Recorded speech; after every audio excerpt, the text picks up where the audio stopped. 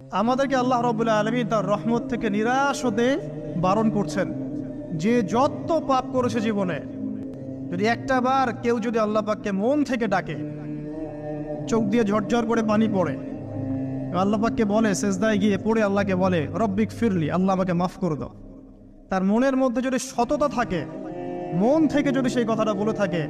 আল্লাহ পাক শুধু তাকে ক্ষমাই করবেন না, তার সমস্ত গুনাহগুলোকে আল্লাহ নেকি দিয়ে পরিবর্তন করে দিয়েছে। একটা হাদিস পড়ছিলাম, নবী করিম সাল্লাল্লাহু আলাইহি ওয়াসাল্লাম তিনি বলছেন